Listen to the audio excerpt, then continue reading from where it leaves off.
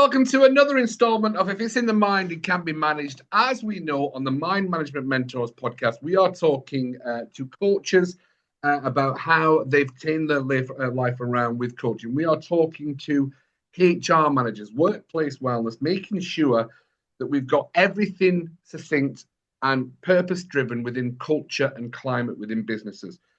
And today's guest, I'm not going to introduce you, but I'm going to explain to everybody why you are here, is because there is nothing that you do not know about positive mental health and creating a climate and a culture of support within the hospitality industry.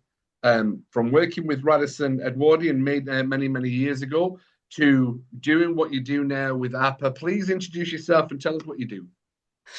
Hi everyone, my name's Dave Sleet. I am the non-clinical director for APA, A&A Psychological Accreditation. And the hospitality element comes, as Cuddy says, from my history, where I started my career with Radisson Edwardian Hotels in London. And I was very fortunate to be challenged to come up with solutions to support staff. And one of those became the 90-day induction program that Radisson Edwardian rolled out. And I was totally surprised years later to find that it was still being used long after I had left.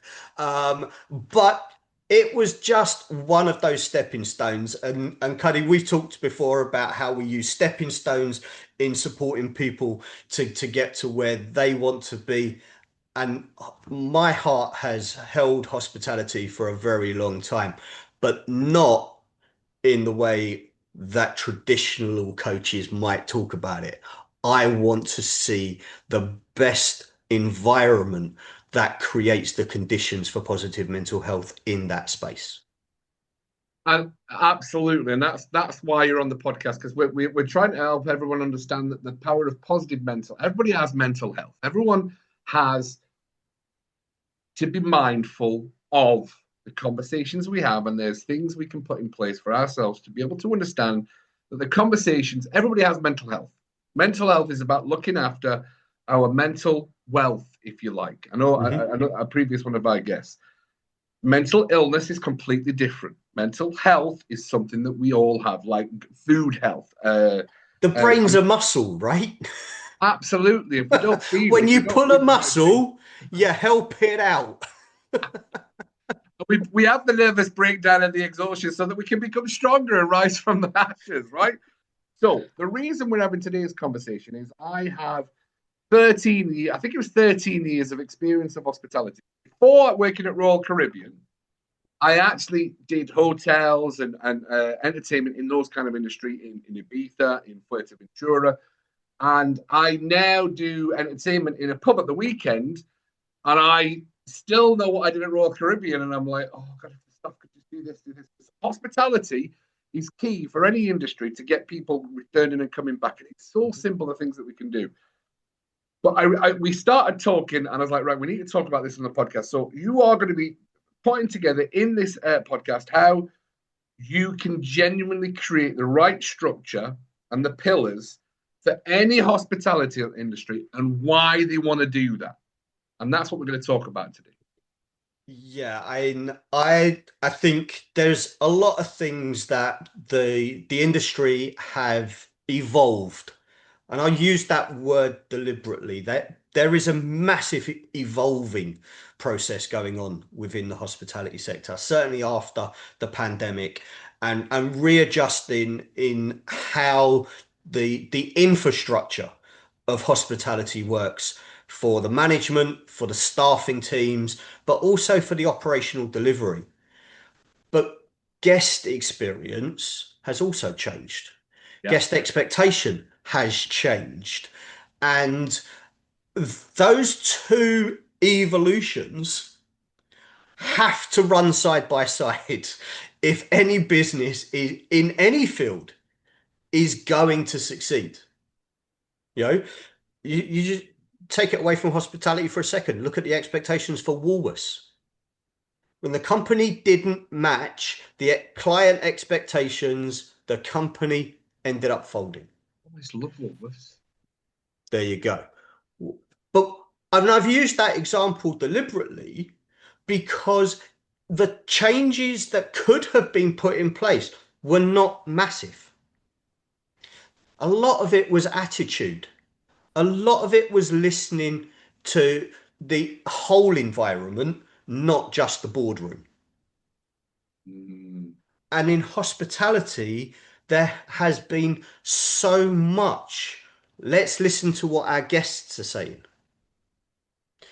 There's Royal Caribbean been, do that an awful lot. right? And where's the let's listen to our teams that are delivering?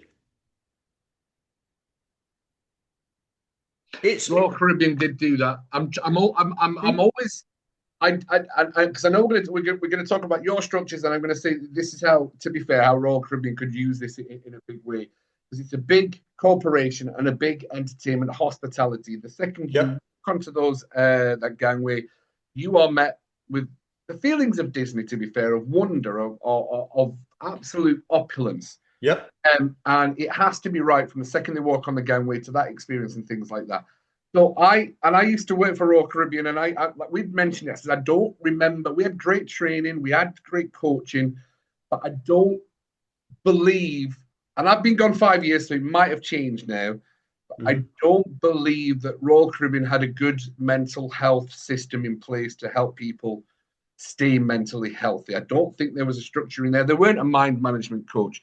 I took it upon myself as a cruise director to learn CBT, to learn NLP, because it worked for me and it helped me. So I did try to use that with the staff and the employees to give them the tools to be able to actually, let's look at this differently. Yeah. I don't remember the only thing they had at Royal Caribbean was see something, say something. But when you saw something and said something, it was dismissed or brushed under the table. It was explained away. It was your perception wasn't what it was, etc., right? And I had And one person within the business who just used to come to me all the time. Oh, I've seen something. I'm saying something. I kind of noticed it was their shit they were projecting onto somebody else, and I was like, "It's not there when you've been looking. It's here." But it was a really hard concept. Yeah, and this is where mental health across the sector has become reactive. Yes. It has never been woven into the operational awareness. And by weaving positive mental health into the operational awareness, a lot of that reactionary need is eradicated. Because you're doing it naturally, organically within what you do as part of an organization. Yeah. When it's reactive, you get all of the projection, you get all of the self-defense, you get all of the rejection and the barriers to engagement. And companies go, well, we've ticked our box that we've done what we've said we will do on mental health, but we've still got to let this member of staff go. We've still got to kind of put a new policy in place to respond to what went wrong. And this is where the pillars that we've built within APA for hospitality really kind of shine through. Because when you put positive mental health into the DNA of an infrastructure, a lot of that is weeded out before it becomes a challenge. Nice. Right? You mentioned something there about kind of coming forward, saying that something's wrong, and it all, it's great on paper, right? It looks a absolutely perfect solution when somebody sees something that needs to be changed or needs to be addressed. But if you look at most hospitality companies' process for whistleblowing, which is the extreme complaint handling, right? Let's be clear what whistleblowing is. It's an extension of complaint handling. If a company employee at any level does not trust, understand, or believe that whistleblowing, that complaint handling process is going to be fair, accurate, and come up with solutions, they are less likely to engage with it because they will defend their own perception and not want their perception to be challenged because we're humans. We like to be right. It's true. Right? You, in the current climate, you see something, you say something, and you are then got all of the objections to what it is that you've seen and said. No one's accepting your perception. And you've not even said it to anybody yet. Yeah. Your understanding is that system doesn't work, therefore I'm not going to engage with it. Yeah. And what that builds is negative imposter placement. You've got some big words, Dave Sleet. Yeah, You've well, got some big words. hey, look, for every teacher that said my dyslexia would mean I'd never write more than 2 sides of A4 paper, I want to say thank you, right? My life is completely shaped by your view, your broken glasses of my abilities. So thank you very much. But That's a great thing to say, by the way. It's a great thing. but the hospitality sector's understanding of how they can better shape their responses to whistleblowing and internal complaints is the bedrock of the staff's tub rating with that company. See, now people are not going to know the tub rating, so you're going to have to now explain what the Okay. tub. Stay focused, Dave Sleet. Come on. So, tub rating very, very quickly because we got so much that we can talk about. Tub rating is the trust, the understanding, and the belief that anybody has in the communication that they are receiving. So, when you trust, understand, and believe at a high level that the information you are getting is as it should be, you will follow that to the ends of the earth. When you don't trust it, you don't understand it, you don't believe it, you will jump overboard to get away from it. Honestly, mate, when I know what tub rating is, and to see how that's manipulated now within the media is just on because the second you believe what that person in front of you're following to the end of it, it's cultism, isn't it? Really, in a way. Yeah. My God. But when you understand what tub is, you can spot it. You can spot when it's being used against you, which then allows you to reduce its potency. Let's. Do you know what? That's another podcast, Dave. You're going to come back on because Tune in next week for I the know, tub pod. I know. So because we could go down the political, and we're not going to go down political on this one. So hospitality. Now we talked about the chefs in a hospital. This is back of house hospitality. Mm-hmm. Why is it the chefs are in a hot, steamy, sweaty kitchen for so long? Because they're the head chef and they have to. What's that all about? Because I've seen them. What the pub that I'm working, I see them come out at the end of the chef and like, you look knackered. They went, well, it's 27 degrees outside, and I've been in the side of the oven all day. I'm like, oh my god! So they're just not going to last long, are they? Yeah, and this is where the one of the kind of pillars that we've put in really comes into play. So the second main pillar works on selection, induction, and retention. Yeah. And retention is a key factor for any hospitality business. If you can retain staff, you are not wasting money on recruitment. If you are not wasting money on recruitment, you can invest it in the training of the staff that you are bringing on board and making sure that you've got the right people, the right time, the right place. But retention of staff means looking at that working pattern. Now, if I said, 20 years ago, most hospitality organizations shifted from an 8-hour shift pattern to a 12-hour shift pattern. And a lot of hospitality businesses still work on a 12-hour shift pattern. and they'll do an early shift, they'll do a late shift, and they might have some people that do a night shift as well. Mm. Or they will just have a 12-hour night shift, and that's all they will do. And they will expect that to last 3, 5 years, etc. But the health of those individuals working that level of engagement is negatively impacted when it has been done for more than, I think the medics say, around about 18 months. Now think about most hotels where you've got your night staff who have been there for 5 years plus. And it messes with the circadian Cadian rhythm. pattern. Yeah, it messes night shift, messes with the circadian pattern. Yes, right, which is the heartbeat and grounding, right? Just so right. Yeah. So your body clock doesn't function. It doesn't allow your system to stay balanced to the time zone in which you're in. Yeah.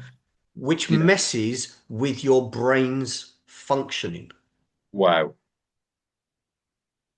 That's just amazing. Now, Especially I'm not saying I work nights as part of my career. I did that. I've experienced that. I've also experienced the negative impact of what that's like when you have that kind of break from it. Yeah. And how hard it is for the brain to get back into it. Yeah. Once you've broken, because your brain goes into survival once you stop. I think I saw a documentary about a woman that went and stayed in a cave for 30 days or something like that, or 3 months, went in, total blackness, and they started having time blindness. So they were sleeping for 15 minutes, thinking, I've slept for 7 hours, that's it, I've had my time. Mm-hmm. So they're 31 days down in the water. When somebody came down and said, right, your time's up, they were like, oh no, I've got another 6 weeks of doing this. What are you Yeah. doing? Coming down, because their time would just, Time perception is completely screwed. and that's massive for the brain, isn't it? I mean, Yeah. that's a really big problem. Yeah. And it's one of the things that when we look at this one pillar, this selection, induction, and retention pillar, we're looking at how are organizations building that safety in to the work that they do as a part of the operation. Yeah. Looking at selection, if you think most companies will spend between 8 to 16 weeks doing recruitment, they might do, dependent on the job role that they're recruiting, they might do 2 or 3 interviews of anywhere up to 20 people for that one role. Yeah. Across that time. That's a huge expense. And most HR managers will still say when they get to that final decision, they are still reliant on the probationary period. They're still taking a guess that this is the right one. This is going to be the fit. Yeah. Right? What we've done with the selection component of understanding the positive mental health in that frame is take all of those CVs that you are of the people you would interview over that 8-week period, say. Give them to APA for one day. And we will give core skill sets that match the job role that is being looked for and upskill the capacity for that resilience of positive mental health. Mm. At the end of that one day, no one, as far as we have been able to test, has been able to outperform for the whole day. But you can guarantee that in a 2-hour interview, they would. Yes. So you're saying you make right. Okay. So what's a clear example of a good positive mental health resilience test? What's a good example of somebody who's got great positive mental health and resilience? Look at the interaction framework that they're using naturally. Now, there are 5 generic components of every interaction. And when you know what they are, you can see how somebody's using them.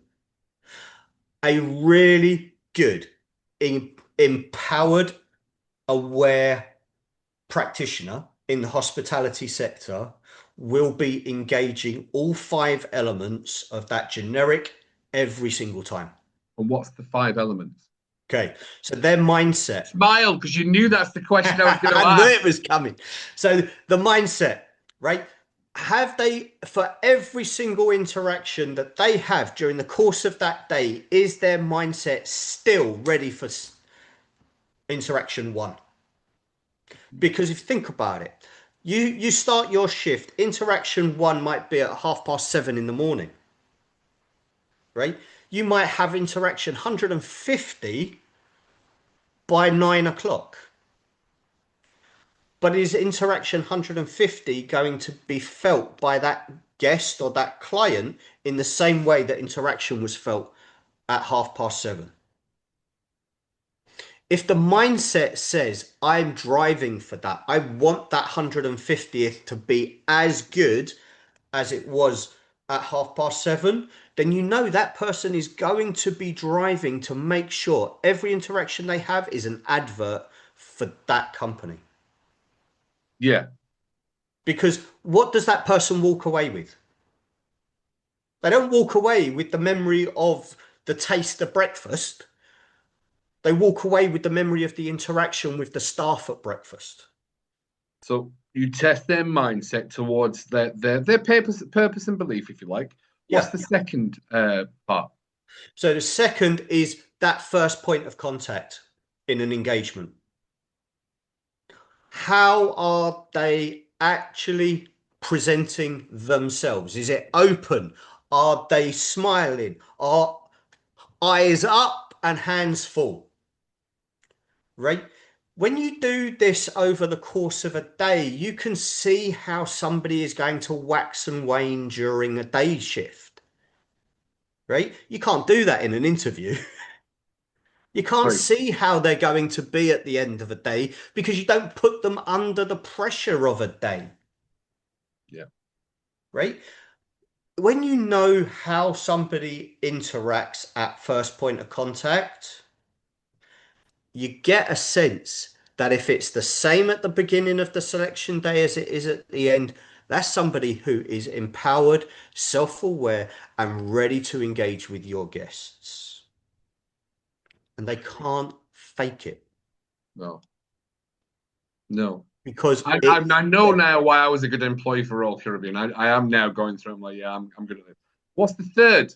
So the third comes down to understanding 3 things. What's the profit of the interaction? What's the process in that interaction?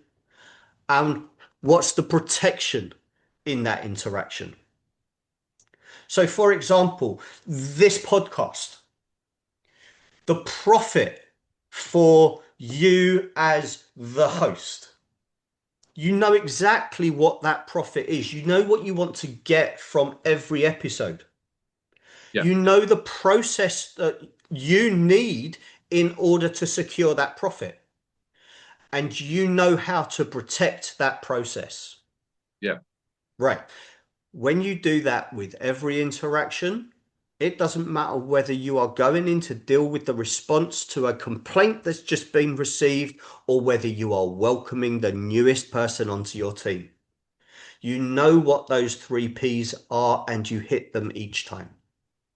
Yeah. Perfect. What's the 4th pillar? Buzz. What's buzz? What is the buzz that's generated when that person's having the interaction? Oh, Come so on, I wrote the psychological hive. It's gonna have a buzz in there somewhere. Right? So what's the feeling that other person is getting from every interaction? Right. And this is where understanding TUB really comes into its own. Because if you can generate a buzz from an interaction, that person's going to trust, understand, and believe pretty much what you are giving them. Yeah. Right? But without it, you can't create the final step. And the final step in the interaction is make a friend. Make a friend. Yep. When that out of person every walks, interaction, can I make a friend out of that person so that the outcome is, They want to come back. They want another interaction. They trust, understand, and believe what you've just taken them through that much that they will only come and speak to you next time there is an issue. They will only want to be there when you are on shift. They will only want to upsell that dessert because you're the one that asked them for it. So I know this is just right. I'm gonna actually tag two people in on this. I have to. I 100% have to. Because this is just how guest services must be. They have a hard slog, the guest services team on the ship, because they are there face to face, smiley, smiley every time. Yeah, I can see how this is massively beneficial, Dave. Okay. I can see this is massively Now put in the induction phase. How many people get to the induction phase and burn out? Yeah. Right? It's the biggest dropout for HR across the board. Right? And I don't think I'm shooting out of left field on this, but when induction is done in such a way that the new member of staff is kind of given the rule book, if you like, for that new company and gone, right, page 1, you must do bang, bang, bang, bang, bang, bang. Page 280, right, you're ready to go to the next volume. Irrespective of what that individual's experience, knowledge, and understanding is already. You selected them for a reason. Their induction should account for what they're bringing with them. Yeah. Nobody gets a letter that says, congratulations, you've been selected to work for X company. Maybe I need to change that now because Twitter's changed its name. But please leave your experience at the door when you arrive on Monday morning. They don't get that in their letter. They've been selected because of it. Yet induction is focused on the way the company does things, not on how there is growth from what the company does and what the new member of staff can bring to that. Because I'm going through, by the way, Royal Caribbean's training from me as a new hire when I was a crew staff and my wife was working in the shops. It was so intense. My wife had to work 10 hours a day and we still had to go and do training. So the first we used to after, so I had to manage expectations for anyone coming into Royal Caribbean. I'm like, your first month can be hellish. Okay. Because you've got to learn the job, you've got to learn the training, you have to manage both, just absorb what you can and then come back to absorbing more in the future because it was so intense. I used to sit in trainings asleep because I'd been finished work at 2 o'clock in the morning. I was at training at 8 o'clock in the morning. I'm like, wow. Yeah. It's just unbelievable. Yeah, it's mind numbing, right? To be fair, the trainer was very good. Now look at that across the board. Right? It's why induction is burnout, right?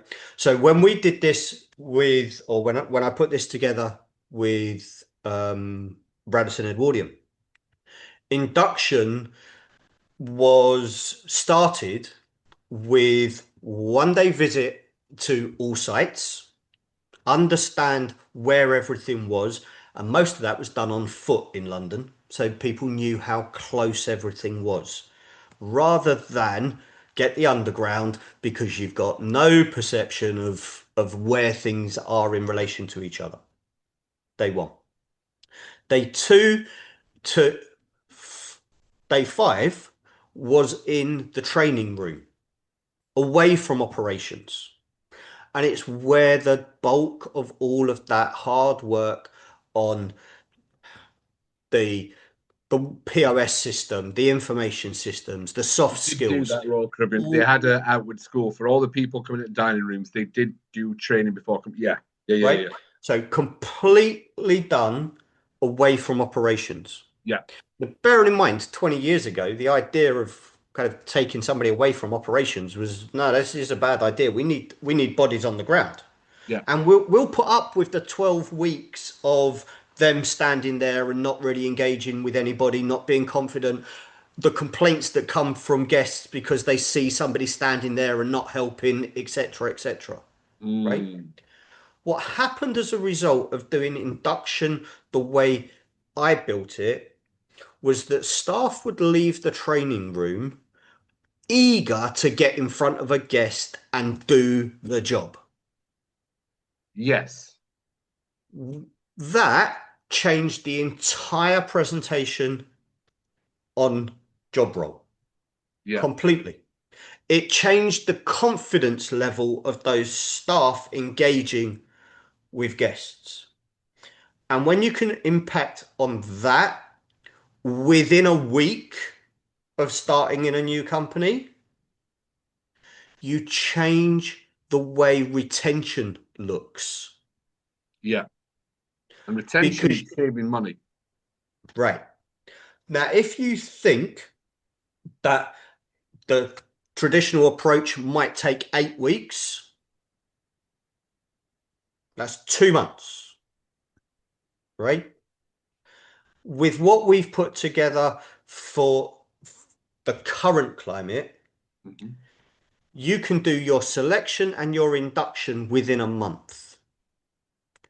You wouldn't have that individual operational in your current system.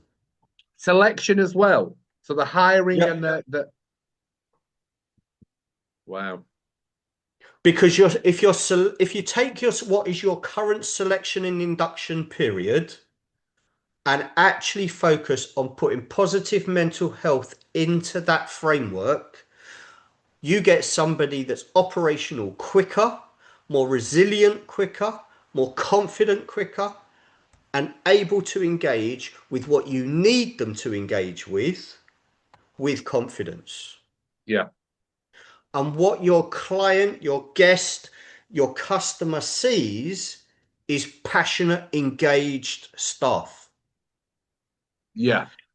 One of the biggest complaints about staff engagement with guests and clients in hospitality is they are disengaged, they don't care, they're just going through the motions. That's not a coincidence. Yeah. True. But when you listen to staff about what's creating those conditions, it's not a coincidence either, Yeah. right? Absolutely. Which is where the third kind of pillar really falls into its own. And this is all around our positive appraisal process.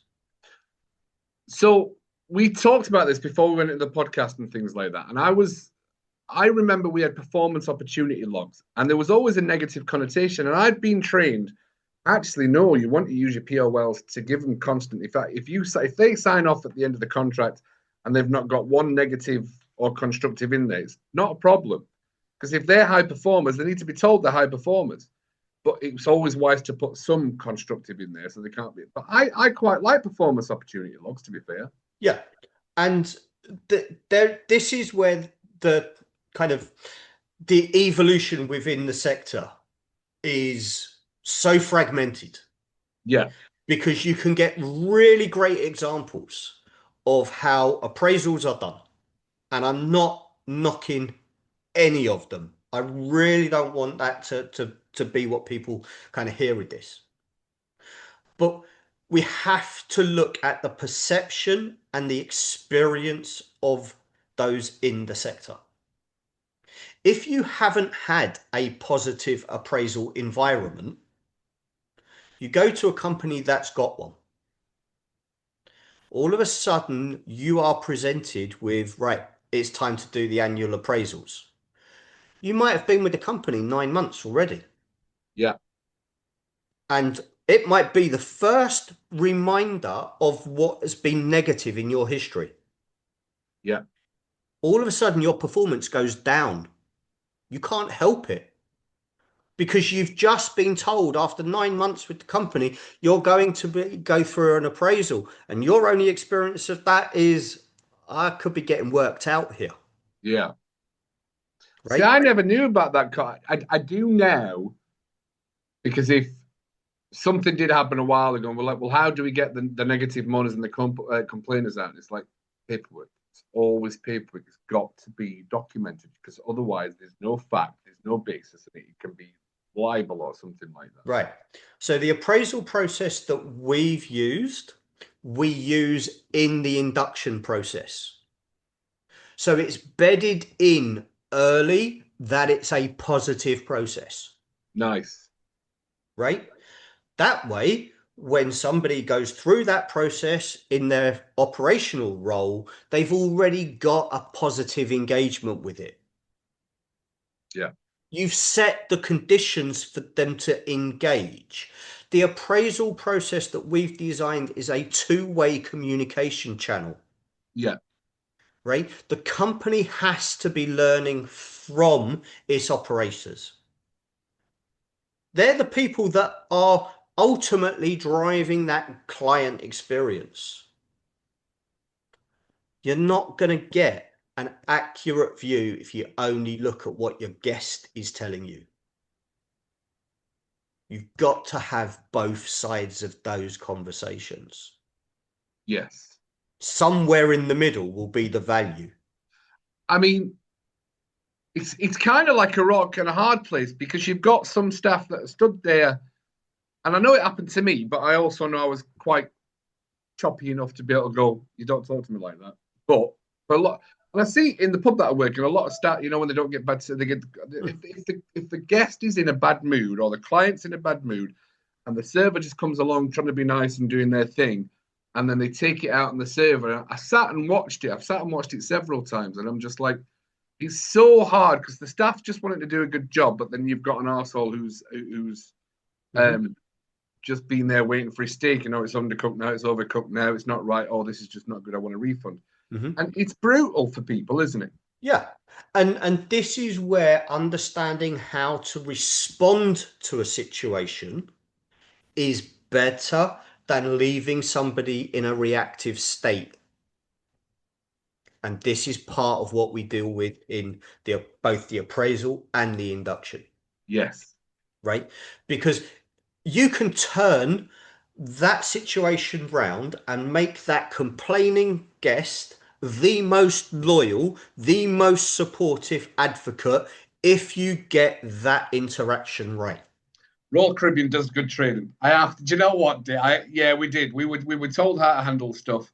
And I do look back and I recommend if anybody wants a genuine experience of resilience, work for a cruise ship. Doesn't matter how much company work because it's so intense. But I would also say to businesses that whenever there was a thing at one point that when cruise directors left Royal Caribbean, they were often perceived as, well, a cruise director on a cruise ship doesn't mean anything in the real world. And they completely missed the whole point. And that's a sales thing for the cruise director because, no, hang on a minute. I was the cruise director of this ship. I had 135 staff working. I had 9 senior managers. We took the ship from China to Texas or Texas to China. We had 17 different languages on. We had a tornado here. We are the resilience critical quick thinkers. Solution driven. Oh! Right? Get me the sticky back plastic and an elastic band and I'll get this boat where it needs to be. Right? This is where the understanding of the skills that come from hospitality, even the hospitality sector does not appreciate, in my humble view, the value that those skills give. If they did, recruitment wouldn't be through the floor right now. Yeah, in hospitality. Yeah. And think about most modern contemporary superstars, right? They all go off to Hollywood. They all try their luck. Thousands of them every day turn up at the bus station, right? Every single one of them gets a job in hospitality. The skills that they learn about engaging with people, understanding body language, understanding performance. Bearing in mind, hospitality is performance. Yeah, it is. Yeah. Right? You learn those skills and you can literally survive the corporate promise anywhere. And to echo back what we were talking about, for anyone, I know it would come down to if the cruise director came off the ship and said to a new interview, what is it you did? Oh, I hosted the shows and I did belly flop at the side of the pool. I can understand why another business would go, that's got no relevance to what we do. But I know that when I came away from Royal Caribbean, I think anybody coming from cruise ships have the highest understanding of resilience it's possible, because it's just not a normal, it's not normal on a because emotions are like, you're like crammed in like sardines on a cruise ship. Staff, everything, and people talk, so it's just going round and round and round. And I genuinely say you should be going to Royal Caribbean going, right, who's left? I want your staff that's left, because they will have gone through the absolute wars and come out the other side of it. Right. And this is why the next pillar, because they all link, comes down to elevated skills in hospitality. Yeah. Okay. Now, if you think the career path for the vast majority of people that have a career in hospitality rarely start where somebody goes, I'm going to be the cruise director. The careers grow, they evolve, because somebody gets into that baseline role that is seen as not skilled. Yeah. They survive, they enjoy it, life happens, they get promoted, onwards, onwards, onwards. And all of a sudden it's like, do you know what? I'm actually holding the show here. Yeah. Right? That set of skills, when you can kind of distill that and go to somebody, right, you are thriving in this, but we would like you in 12 months to be ready for our corporate management program or our operations management program or our department management program. But you're not there yet, but we'd like to fast track you. We will give you those skills. We will make sure that in 12 months, you have got the knowledge, the understanding, and the experience to make that your career path. Royal Caribbean, yeah. I'm telling you now, they're excellent. Yeah. They're excellent at it. And again, I say all the way through, this is not knocking what is good somewhere. Yeah. Right? What this is going, let's put positive mental health in to that skill set and awareness. I think that needs to happen. Yeah. Right? And that's the difference, because when you can have somebody that's developing those skills operationally, that's great. But when they can literally sit down with somebody who's struggling through those skill sets and boost them through, because they've got the mental health awareness and the resilience, they then start to become the empowerment. Yeah. Now you've got a team of people that are actually supporting everybody, not just themselves, to survive in a situation which at times is extremely, extremely difficult. Yeah. Right? But even with that, it won't make any difference if a company's planning, crisis planning, and recovery process does not include psychological awareness. Yeah. And I hate to say this, but crisis planning in hospitality has fallen through the floor pretty much everywhere except on the water or in the air. So what you're saying is, on the water they've got crisis management, in the air they've got crisis management, but in the pubs, the hotels, and all those kind of things, No crisis management. Is that right? Pretty much make it up as you go along, get through whatever's going on. Yeah. Get to the end of it, make sure nobody dies, make sure everybody gets to walk home. Yeah. That's not crisis planning. And it sets you up for crisis recovery to fail as well. Yeah. When you can empower teams to understand how to plan for a crisis and how to recover from it, you have got the most resilient, most empowered team possible. Yeah. Now, if you've got all of those 5 pillars operating at a functional level, your guest experience is going to be delivered consistently, sustainably, and save you money. And it is all about saving money, isn't it? It's the investment in the people and the time that helps you save money. Right. So, to summarize, with everything that you know, what's an experience you've had in a hospitality over the past 2 months where you like, you need this in your business?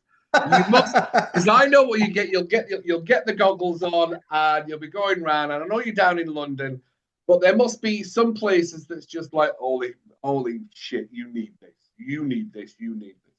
Give me a couple of businesses that you've walked around and thought, oh, please come and have a chat. Come on. Dave. Okay. So a restaurant not so long ago. Staff were uncomfortable in the working environment. And that wasn't about the tables and chairs. That's about the personalities and the communication. But you could feel the vibe off of staff. Yeah. Right? And that wasn't just front of house. You could see it at the contact point with back of house too. You could see staff stacking orders. And for those that don't know, stacking orders is where you've got a member of staff taking an order, taking an order, and then go into the kitchen to deliver them. Right. Wow, that's a lot. All of a sudden, the kitchen's now got 4 orders come through at the same time, and they are backed up. Yeah. Now, this wasn't just one member of staff doing this. So you can imagine what the relationship between front of house and back of house is going to be like. Yeah.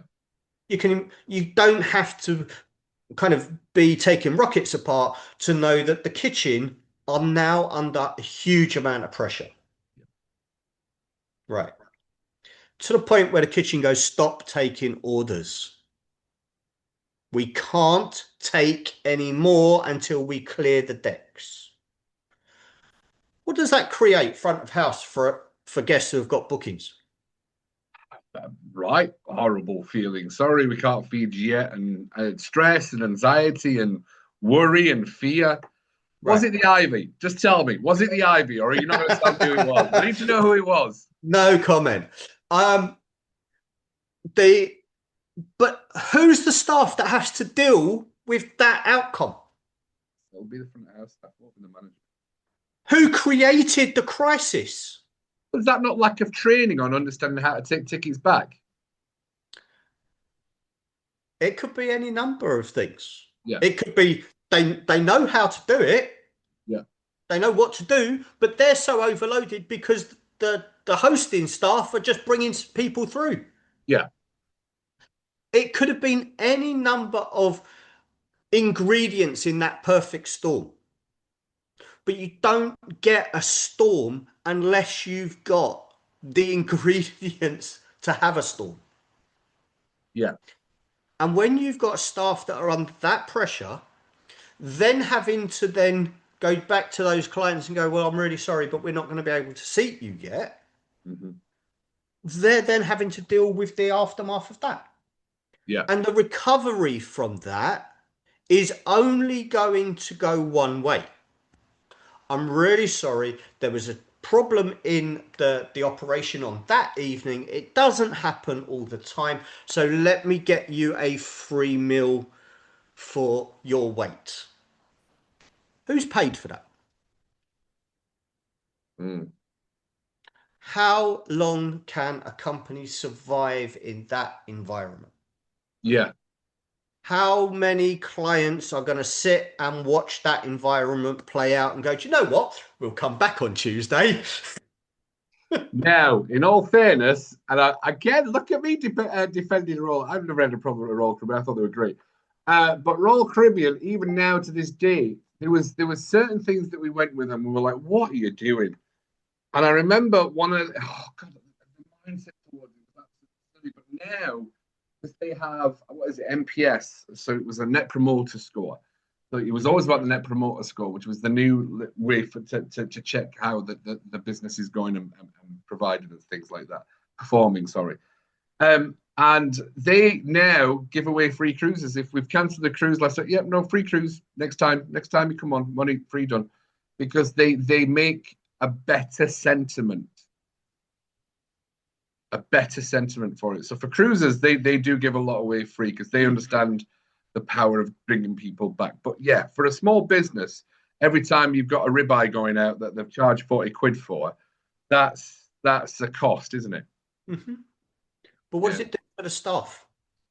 Hang on, forget about the staff. What was the name of the restaurant you were in?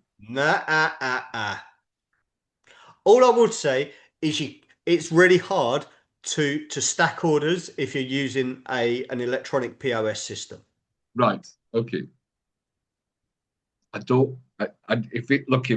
it's a peri peri chicken place, what do they call the peri peri chicken place? No. Let's not go down that road. I don't know. I've never been to one of those chicken places, so I don't know what they're called. Right? No. Yeah, I don't know. I don't know what it's called. No. Okay. But this is where the understanding of crisis planning and recovery really comes into its own. Yeah. Roll that out. Take a situation in airlines, and I'm pretty sure it will be the same on cruise liners. A situation happens outside of the day-to-day. There is a backup plan already in place for it. Oh, we had triage, and I know what the crisis plan. So you have backup plan, you have crisis plan, and you have a disaster plan. Yeah. And the same situation may evolve through each of them. Yeah. And when it does, the communication goes out. We're at plan B. We're at plan C. We're at stage D. Yeah. Everybody knows that's what you need to be doing. That's where you need to be in order to respond to this situation. Yeah. Right? Take it away from hospitality just for a second. Most people will remember Grenfell. Right. Yes. Crisis planning on that day did not exist. It was make it up as you go along because we don't know what to do. And it is the best example of how quickly things go south when there isn't an effective crisis planning process in place. Now put a fire into a hotel. So what you're saying is crisis management prevention and positive mental health is what APA is all about with the strategies you've got in place for businesses and people. Yeah. Fantastic. And ultimately, when you can go out to the people that you don't recruit in that selection phase, and they walk away with a CPD for the core skills that the sector needs, what are they going to do with that on their CV before they go to their next interview?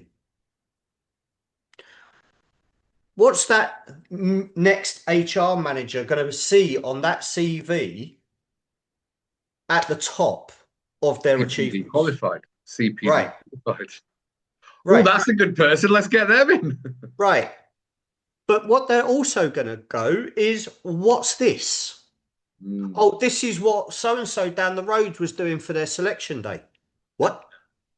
You mean I've wasted 8 weeks interviewing all of these people, and these guys up the road have just done it in a day, and you've got a certificate, but you didn't get the job.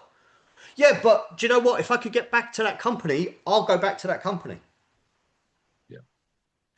Because the moment you build a relationship in the selection phase, you've got an advocate for what you do as a company. You've become a market leader by turning somebody down for a job. Yeah. Not only have you got that, they've become your advocate to your competition. Yeah. Where's your competition going to be changing their recruitment very, very quickly? Yeah. And obviously they're going to come to APA and go, I think it goes without saying. But what happens to the sector is evolution that is supercharged. Yeah. You're going to save money. You're going to get high performance. You're going to get everything that you want out of that. Absolutely. And what is the sector crying out for now? Yeah. High performance. We can't survive in the sector with the approaches to mental health, to selection, to induction, to appraisals that were written before the pandemic. Yeah. Because they were struggling before the pandemic. Yeah. If it was struggling then, the opportunity is now to evolve. Yeah. And what APA has put together is a psychologically based support system that works specifically for the hospitality sector. Yeah. I'm very conscious of time, and the reason I'm laughing, nothing to do with us. My dog will not leave me alone because I've not fed him. I'm like 30 minutes past his dinner time, and he's like, "Why are you not feeding me? What are you talking about? Why are you not feeding me?" Yeah, but it'll be all right when I take him back down to the beach when I get back up there. So, Dave, on this fascinating talk, some massive takeaways, and thank you, Dave. You'll be back on. It's not the first time we've been on for the Mind Management Mentors, but there's so many takeaways for the stresses and how crisis management planning and APA can support hospitality to really excel in that performance area, which you do want high performance in when you're going for a restaurant, in any kind of area, whether it's Wetherspoons, you want good service. When you're paying a higher price for your meals, which is always a higher price now. Mm-hmm. Even fish and chips have gone up. I actually get great service at the Chippy up at Methil, to be fair. That's why I always go back, because he remembers my name. He's like, "Is that you, Cuddy?" I'm like, "Yeah, gluten-free fish and chips. Cheers." It's those little things, and we take for granted the importance of how we can generally drive that positive mental health in that business. Dave, it's been a pleasure. Thank you so much for coming on to the Mind Management Mentors podcast. Quickly, is there anything you want to say to wrap up? I just want to say, if you are working in the hospitality sector right now, you do not need to struggle. It is hard out there. Both Cuddy and I have felt that burn in the past. Okay. There is support, and whatever the struggle is, if APA is the first point of contact, then please get in touch. Don't hold the fire back. It's got to be put out. And sometimes just saying, "I need some help here," is all it takes. Yeah, as always. Thank you very much, Dave. No worries. Mr. Dave Sleet, the non-clinical APA executive, all the way down in South London? We're in East London. East London. Thank you very much for being part of this journey with If It's in the Mind, It Can Be Managed. We're working on workplace wellness. We're giving people the support. Positive mental health is possible, and so is high performance, which is one of the biggest things we want to be able to see. You can have high performance and self-awareness and emotional intelligence and positive emotional intelligence, which is super important. And that's what the Mind Management Mentors is all about. As always, big love from Cuddy, and we'll see you in the next episode.